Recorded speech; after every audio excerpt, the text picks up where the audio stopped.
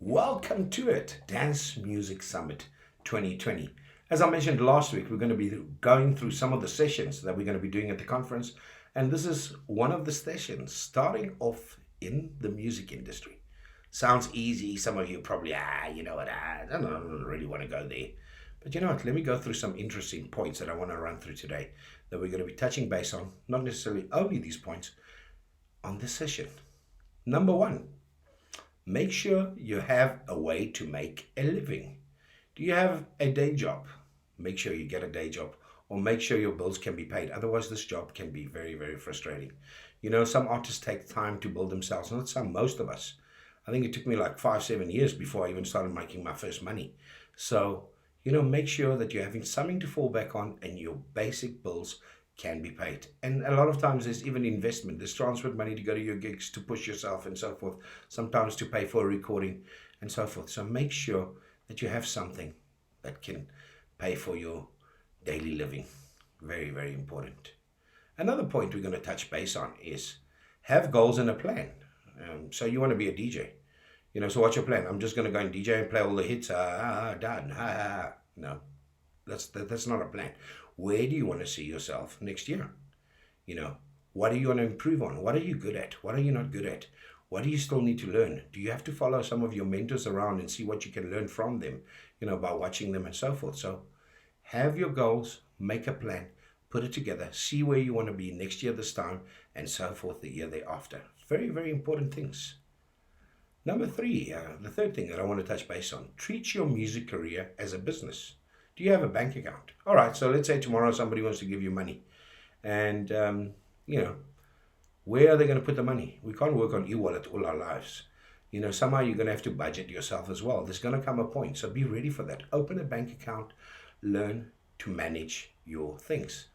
Go online, learn about business, music career and business. There's so much information online. All you really have to do is, instead of being on Facebook all day, looking at what other people are saying, go into Google and just look at businesses and how do you start a little small business and so forth and empower yourself. Very, very important. Knowledge is power. Point number 4 that I want to make today is keep making music and improving your craft. Keep practicing and improving your DJ skills. Try different things. Go home. Or even at the club that they allow you to practice a bit and so forth, and try different things.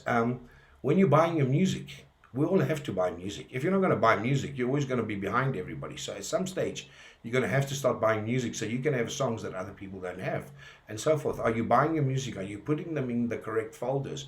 Are you checking them out? Are you making sure that you listen to your music and that it's of the right quality before you go and play and so forth? If you're a vocalist, are you improving your vocal cords?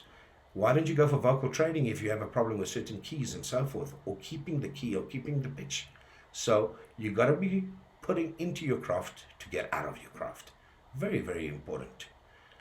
The 5th point, network and be community orientated. You got to be a people's person. And I don't mean with your friends, I mean with people out there, the crowd that goes to parties, even when you're not playing, network with people, become community based. Start things within your community, do parties, do things for your community. Let your community support you, and they will also support your career as you grow. Very, very important, networking. The next point, establish your online presence, social media. Ooh, what a problem that is, You can either use it for the best or you can use it for the worst. Social media can be great for you. My suggestion is this. If you have your own page as under your name, your surname and so forth, and your friends are on there, when you start to become an artist, open up an artist page and let your fans follow you there, so that at the end of the day you can portray the information that you want to.